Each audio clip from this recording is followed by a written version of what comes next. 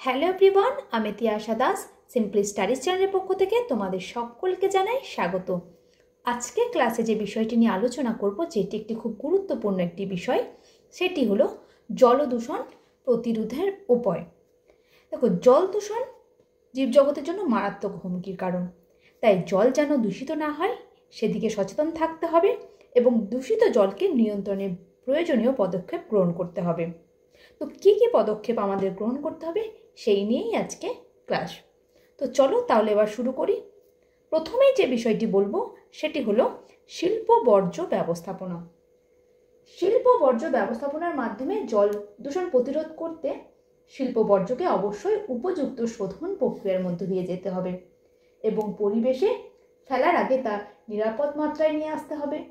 আর এই প্রক্রিয়ায় বর্জ্যকে সরাসরি জলধারায় না ফেলে তাকে বৈজ্ঞানিক পদ্ধতিতে শোধন করা হয়।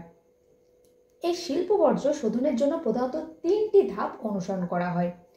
প্রথম ধাপ হলো প্রাথমিক শোধন। এই ধাপে বর্জ্য জল থেকে বড় আকারের যে কঠিন পদার্থ তাকে ছেঁকে বা থিতিয়ে আলাদা করা হয়। আর দ্বিতীয় ধাপ হলো গৌণ শোধন। এই ধাপে জৈবিক প্রক্রিয়া ব্যবহার করে জলে দ্রবীভূত জৈব পদার্থগুলিকে ভেঙে ফেলা হয়। আর এই প্রক্রিয়ায় কিন্তু সাধারণত অণুজীব ব্যবহার করা হয়।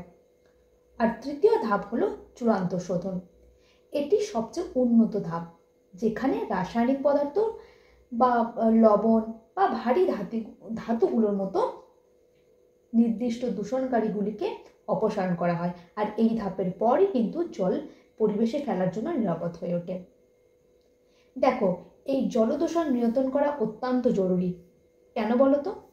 কারণ দূষিত জল জলজ উদ্ভিদের জীবনচক্রকে ব্যাহত করে এবং মানুষের স্বাস্থ্যের জন্য মারাত্মক ঝুঁকি তৈরি করে। তাই সঠিক বর্জ্য ব্যবস্থাপনার মাধ্যমে নদী, হ্রদ এবং সমুদ্রের বাস্তুতন্ত্র সুরক্ষিত থাকে এবং পানীয় জলের উৎসগুলি নিরাপদ থাকে। শিল্প বর্জ্য ব্যবস্থাপনার মূল লক্ষ্যই হলো কিন্তু দূষণকারী পদার্থের বিনাশতা এবং জলের গুণমান বজায় রাখা। বোঝা গেল? 2 নম্বর পয়েন্ট হচ্ছে কৃষি বর্জ্য নিয়ন্ত্রণ। দেখো, কৃষি বর্জ্য নিয়ন্ত্রণ করে জল দূষণ প্রতিরোধ করতে কৃষকদের কী করতে হবে? টেকসই চাষাবাদ পদ্ধতির অবলম্বন করতে হবে। যেমন ধরো, কম রাসায়নিক ব্যবহার। কি করতে হবে? যে প্রয়োজনে অতিরিক্ত সার এবং কীটনাশক ব্যবহার করা থেকে বিরত থাকতে হবে। কারণ কি বলতো? কারণ অতিরিক্ত রাসায়নিক বৃষ্টির সময় ধুয়ে গিয়ে জল দূষিত করতে পারে। আর কি করতে হবে?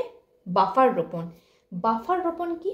এই বাফার রোপণ হচ্ছে সেচ এবং নদীর ধারে গাছ বা ঘাস লাগাতে হবে, যা মাটি ও রাসায়নিককে সরাসরি জলাশয়ে প্রবেশ করা থেকে আটকাতে পারে।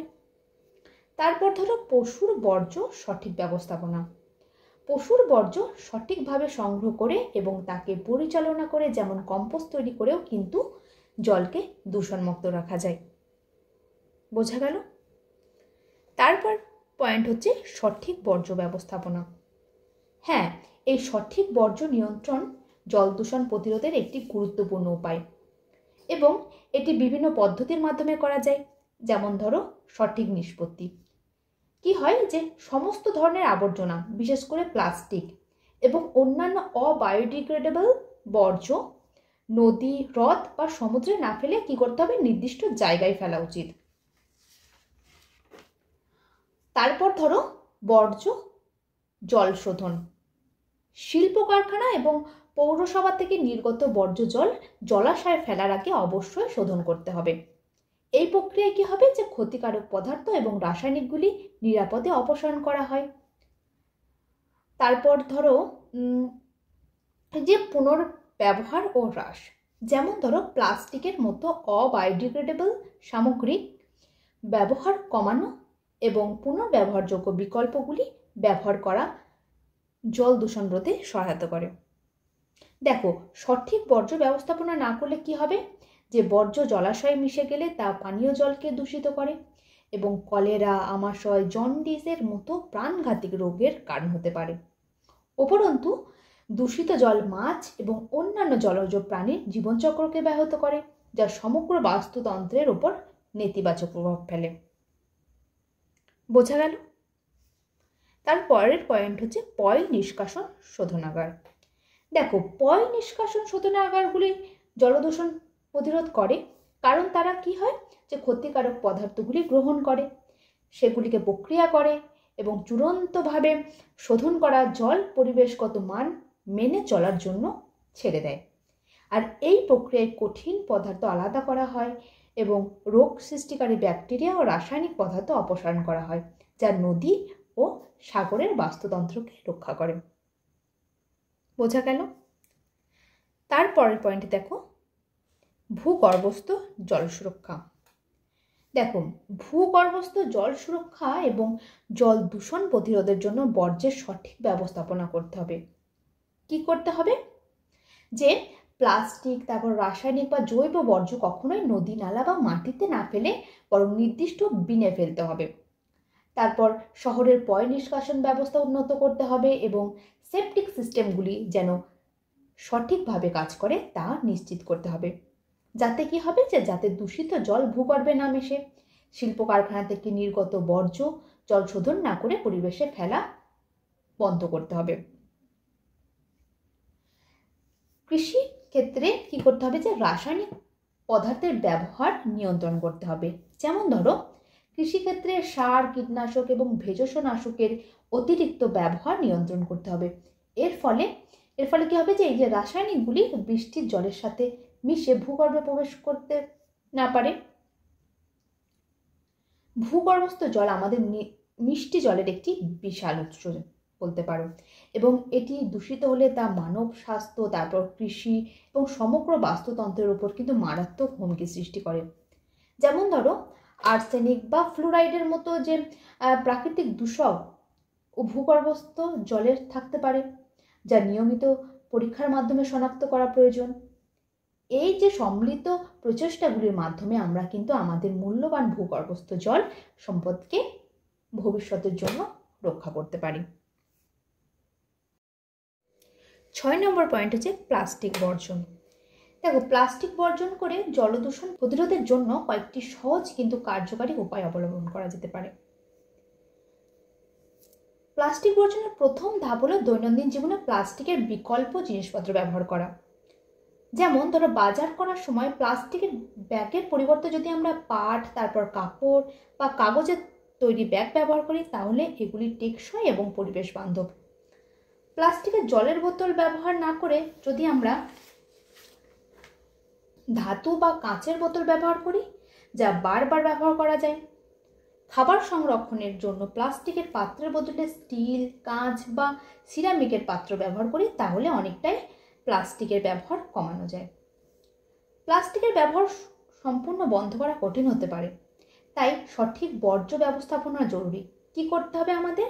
প্লাস্টিক বর্জ্যকে সাধারণ বর্জ্যের সাথে না মিশিয়ে আলাদা করে রাখতে হবে এবং পুনর্ব্যবহারকারী সংস্থার কাছে হস্তান্তর করতে হবে। স্থানীয় পৌরসভা নির্দিষ্ট বর্জ্য ফেলার জায়গায় প্লাস্টিক ফেলতে হবে, যেখানে সেখানে নয়।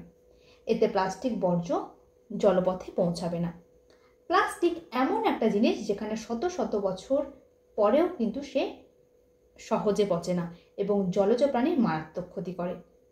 এই ছোট ছোট পদক্ষেপগুলি সম্মিলিতভাবে নদী, সমুদ্র, হ্রদ এবং সমগ্র জলজ বাস্তুতন্ত্রকে রক্ষা করতে সাহায্য করে। 7 নম্বর পয়েন্ট হচ্ছে জল সংরক্ষণ। জল সংরক্ষণ করে জল দূষণ রোধ করা সম্ভব। কারণ কি বলতো, কম জল ব্যবহার করলে জল গরম করা এবং শোধনের জন্য কম রাসায়নিক শক্তি লাগে। জল সংরক্ষণের মাধ্যমে সেপটিক সিস্টেমের ওপর চাপ কমে এবং অপরিশোধিত পয় নিষ্কাশন জলজ পরিবেশে মেশার সম্ভাবনাও কমে যায়। এছাড়া বৃষ্টির জল সংগ্রহ, ধূসর জল পুনর্ব্যবহার এবং জল সাশ্রয়ী প্রযুক্তি ব্যবহার করেও জল দূষণ রোধ করতে সাহায্য করে। 8 নম্বর পয়েন্ট হচ্ছে আইনি ব্যবস্থা। দেখো, আইনি ব্যবস্থা জলদূষণ প্রতিরোধের একটি শক্তিশালী হাতিয়ার হিসেবে ধরতে পারো, কারণ এটি কেবল বর্তমান দূষণকারীদের শাস্তি দেয় না, বরং অন্যান্যদের আইন অমান্য করা থেকে বিরত রাখে। আইন প্রয়োগের মাধ্যমে কি হবে? সরকার এবং শিল্প প্রতিষ্ঠানগুলিকে তাদের দায়িত্ব পালন করতে বাধ্য করবে, যা দীর্ঘভাবে জল সম্পদ রক্ষা করে। বোঝা গেল? 9 নম্বর পয়েন্ট হচ্ছে সচেতনতা বৃদ্ধি। দেখো, জলদূষণ প্রতিরোধে জনসচেতনতা বৃদ্ধি একটা অত্যন্ত কার্যকর উপায়। প্রথমে কি করতে হবে আমাদের? প্রথমে শিক্ষার বিস্তার ঘটাতে হবে। বিদ্যালয় ও মহাবিদ্যালয়ের পাঠ্যক্রমে জল দূষণের কারণ ও প্রভাব সম্পর্কে বিস্তারিত তথ্য অন্তর্ভুক্ত করতে হবে। তারপর ধরো, শিক্ষামূলক কর্মশালা ও সেমিনারের আয়োজন করে স্থানীয় জনগণকে সচেতন করে তুলতে হবে। গণমাধ্যম যেমন টেলিভিশন, রেডিও এবং খবরের কাগজে জল দূষণ প্রতিরোধের বার্তা প্রচার করতে হবে। আবার সামাজিক যোগাযোগ মাধ্যমগুলিতে সচেতনতামূলক পোস্ট এবং ভিডিওর মাধ্যমে দ্রুত বার্তা ছড়িয়ে দেওয়া যেতে পারে। তারপর স্থানীয় যে নদী, হ্রদ বা জলের উৎস পরিষ্কার করার জন্য নিয়মিত পরিচ্ছন্নতা অভিযান সংগঠিত করতে হবে, যেখানে সকল স্তরের মানুষ অংশগ্রহণ করতে পারে। দেখো, জনগণকে সচেতন করার মাধ্যমে কি হবে, যে প্রত্যেক ব্যক্তি নিজের দায়িত্ব বুঝতে পারবে। যখন প্রতিটি মানুষ জলকে একটা মূল্যবান সম্পদ হিসেবে গণ্য করবে এবং এর অপব্যবহার বন্ধ করবে, তখনই জলদূষণ কার্যকরভাবে প্রতিরোধ করা সম্ভব হবে। বোঝা গেল? তাহলে আজকে ক্লাসে আমরা জলদূষণ প্রতিরোধের উপায় সম্পর্কে আলোচনা করলাম। তো আজকে ক্লাস এটুকুই। ক্লাসটি ভালো লাগলে অবশ্যই একটা লাইক করো, কমেন্টস করো, সবার সাথে শেয়ার করো। আর এই চ্যানেলের প্রথম হয়ে থাকলে চ্যানেলটি সাবস্ক্রাইব করে পাশে থেকো। তো দেখা হচ্ছে পরের ক্লাসে।